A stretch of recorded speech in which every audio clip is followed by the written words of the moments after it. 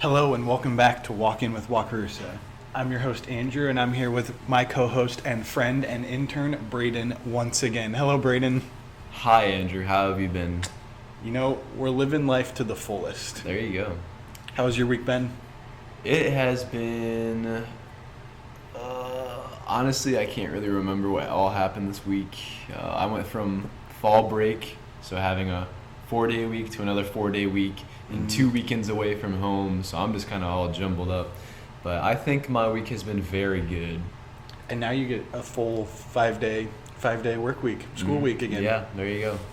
That's actually a great thing to start with. This weekend, where were you? I was at the Bethany retreat this weekend with a bunch of high schoolers and a few middle schoolers. Okay, so for someone listening or someone that's not really familiar with Wakarusa, what is the Bethany retreat and why is it called Bethany? Right. So the Bethany retreat, I'll start with why is it called Bethany. And if you know Michaela, it's kind of a Michaela's heart for worship and just something that the Lord's put on her heart as when Jesus came to Bethany, the woman who broke the alabaster jar over him or poured the alabaster jar over him and washed his feet with her tears in her hair. And just like coming to Jesus and sitting at his feet and listening to him speak to us is kind of the heart of this. And just like spending time in the presence of Jesus rather than going to worship to try to get something for ourselves, because Jesus is the King and he gives us good gifts, but worship is worship, not asking for things. So just this heart of sitting at Jesus' feet. And the Bethany retreat was kind of just like a retreat that was focused on that. And we were at a church called Jesus Church in DeWitt, Michigan, and I think that's where it was. And we attended Friday, Saturday, and Sunday, and we just kind of had that heart posture all weekend through worship and painting and breakout groups and games and just fellowship. And it was just a really spirit-filled weekend. It was awesome. All right, what's your favorite humanly highlight, and then we'll do like a spiritual highlight. Yeah. So first, human highlight, like fun. That's a good question. I think that it was a really fun weekend, but it wasn't like always just like game. I felt like it was a very mature weekend, and one thing that I really enjoyed was when we had our breakout groups, we had the choice of either painting or they called it worship. And we had painting or worship, and I'm not good at painting, so naturally I just like kind of went towards worship. But during this worship time, they had somebody on guitar and somebody on piano, and we all sat in a circle, and they all gave us papers, and it was just Psalms 23 on a paper. And we started with absolutely zero music, and we just went around the room, and you just sing a verse.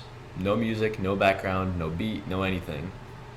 And then they put on the guitar and the piano, and we sang it some more, and we ended up making a song out of it, so it was kind of cool. And we ended up singing that song for worship that night, so it was really cool. Hype. I think you and Keegan should reproduce and sing or perform that song for us. I really don't think we should, but it was a good song. Hey, if you want somebody to reproduce it, I think that the high school girls did a great job, and they really enjoyed that, so they would have said the same, I think. And then for the spiritual highlight, just the refreshing love that you can find when you just sit at the feet of Jesus and not want to expect anything, just expect to love him and for him to love you and just be still in the presence of the Lord. And I think my favorite memory, it all ended up just kind of like smushing together, but I really enjoyed the worship on Saturday night, where it was just a full time of just like spirit-filled worship, and it was just like sitting at the feet of Jesus and just praising him and just letting him take away the things that he already paid for on the cross. So it was just awesome. And that's actually a really cool, that's kind of where Michaela went with her message last night, or what we focused on is the opportunity to approach the cross and leave what has already been left at the cross and like from the human perspective of that's already happened through Christ. It's then like a symbolic action of leaving it at the cross, so that I think that is a powerful visual representation for us as people. For sure. I don't have a question. I was thinking, I was like... I saw a big... I don't know. And then there's that.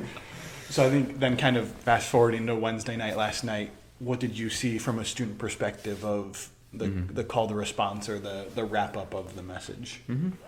Yeah, over the Bethany retreat was a very similar message, and it was just this like call to live in the identity that Jesus has created for us as the children of God, right? So we used to live as like these sinners who didn't have anything, and like even as, especially for my testimony, I lived as a church boy who put on a mask, like kind of what Michaela was talking about last night, and I wore a mask for so long, like literally until summer before my junior year. And I was just wearing this mask of like, oh, I'm happy, oh, I'm a good Christian, but on the inside I was like hopelessly depressed. And like just what was the question? I know where I'm going. The perspective of last night from you. Yes. And that was kind of the whole focus of the Bethany retreat. And bringing that here, it's just kind of like this like reiteration of, if you read through Romans, you'll just over and over hear about this call to live in the identity of Christ. He died on the cross. So in Romans 6, it says we are dead to sin, and we run, and like we're supposed to run from sin, and we are just like called to this perfect life that Jesus gives us. So, and another thing that was stressed over the weekend was like, we are dead to sin, but if we sin, we have an advocate with Jesus Christ who intercedes for us before the Father. So last night for me, it was just awesome to like remind myself that like Jesus has taken away everything. And I feel like oftentimes we sit and wait for Jesus to take it when in reality, it's already done. It is finished. And on the cross, the words he spoke in Greek are, I think it's teleo. And I think it might not be the exact tense that he spoke it in, but in that tense, the Greek word teleo means it is finished. But the Greek tense is not, like in English, we have these tenses of in the past, now, in the future. But in Greek, this tense was, it is finished now and forever. Like it is ongoing and it goes throughout all eternity. So this call of teleo, it is finished. Like everything that we put on the cross is finished. And all we have to do is just let Jesus tear it off of us. Because we are not to do it ourselves. Like that's what Jesus did for us. I think that's kind of Wednesday, the response, the opportunity for students was kind of an at-home experience of what the Bethany retreat was aiming to be, or their goal of it was that the meeting Jesus at the feet of Jesus, and there again using a symbolic representation of a cross, I think has a lot of visual impact for us now. As I've said multiple times, kind of as people like coming from teaching, there are lots of students that need a visual representation of something that's abstract, like math, and so I think for a lot of times people struggle with the spiritual aspect of things because it's so abstract from our perspective of we can't always see it or feel it like you're talking about. You go there expecting it to feel lift off, which was cool. That was kind of part of Michaela's testimony that happened, but it doesn't always look like that, feel like that. And so I think getting to see the visual representations of students taping it up and leaving it there, I think has a pretty big impact on them. And then as a third party perspective, getting to watch that happen from the adult leader perspective as well. Yeah, for sure. And last night we were kind of talking about like wearing a mask, and I feel like all of us put masks on at some point. And Andrew, like I was wondering like what part of your testimony, or like what are places that you tend to put on masks? I think kind of what you alluded to was how I lived it. Grew up in a Christian home, which I'm extremely grateful and blessed by. I think part of that then ended up leading, I had never taken the faith into my own accord. Mott's is downstairs, so if you can hear the music, we're vibing up here. I was able to learn about who Jesus was and learn about more of the religion of Christianity. And so I always told people that I could speak Christianese. Like I would be able to converse. I could pull out scripture references. We'd do the Bible drills and I'd be the first one to where I needed to go. Did Bible quizzing for years and years, but it was never faith. It was more of a religion, or there's no way they can. It was way more of religion than faith. This music is really loud. So yeah, I think our mask wearing as young Christians was pretty similar of faking it at church, yes, and even faking it at school, but it was never meaningful or impactful to me. Yeah. This is fantastic. Yes. No, that's really similar to me because I also grew up in the church, and I grew up in a Methodist church, and I just like went through the motions. And honestly, the only reason I went was to like eat the hot chocolate and donuts in the morning, and that was like my favorite part of the morning. And then I'd have to like sit through service, and I was always just like, I put on a mask of like going to church and like going through the motions and taping things to the cross, and I just feel like my ears never heard. I had ears to hear, but like I never heard. And kind of how Jesus said in the Bible, which I don't know where it is, but he often says like this, like they will hear or they will listen, but they will not like hear. Like this analogy of we can hear it, but it just sometimes does not pierce us the way it needs to. And forever I just went through the motions of yeah, whatever, but I still went back to this like identity of I'm such a terrible person, I'm so sorry, Jesus.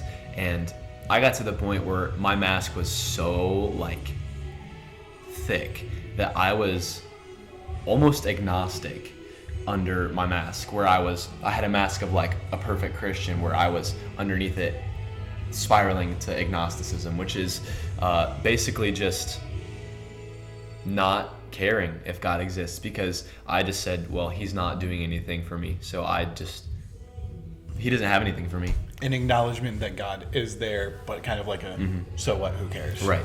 So I was just spiraling into this like agnosticism, and my mask was so thick, and I felt just hopeless. Hopeless was probably the best word for me to describe that, because I knew what I was doing was wrong, and I believed in God, but reading his word didn't help. Trying not to go back to my addictions and go back to my pride and my darkness didn't help. And like just this cycle of hopelessness every single time. And all that I had to do to let Jesus take my hand and like tear these things off of me was let him tear it off of me. I feel like oftentimes as Christians are so focused on, oh, we can't sin. And no, like Paul says, we should not go on sinning, but that's not the focus of Christianity. The focus of Christianity is running after Jesus as hard as we can so that there's not even the thought of sinning. So yeah, just like I never had the ears to hear the fact that, one, I am saved by grace through faith, or by faith through grace. Which one of the ways is it, Andrew? I said it and now I'm doubting myself. By grace through faith. Okay, there we go. So yeah, and like it's literally just you are saved, and that's the end all, and it is finished. I think you point out really early on, and we heard another student in small group share about it, like even the going through the actions of a response, like last night, like you can write sin on the duct tape, like a generic term sin, or just very generic terms, and it's really easy. And I'm sure you experienced it early on in your student years of you would have a really big feeling impact of an evening or response, but then you'd go up there and just write the generic term, and then it was just part of the mask wearing, like I need to be someone that goes up there and responds and reacts and responds the way that people expect me to. Right. But it's never a true genuine action, Yeah. which I think kind of goes back to probably a pretty similar experience for us, where going through that motion of wearing a Christian mask. And I love that to receive this, it is not by going up and putting it on a cross with duct tape. That's a symbolism, and that helps us see it and like have an image in our head of what's going on. But we don't have to wait Jesus always has his hand out. He always has a seat open, and the coffee's always hot, and he is waiting for us. Mm-hmm. So we can't be waiting for God to make the first move in this, because he already made the first move, and he's waiting for you to respond. So, yeah. This one's going to be a shorter. Took us a long time to find where we wanted to set up, hence the music blaring in the background there.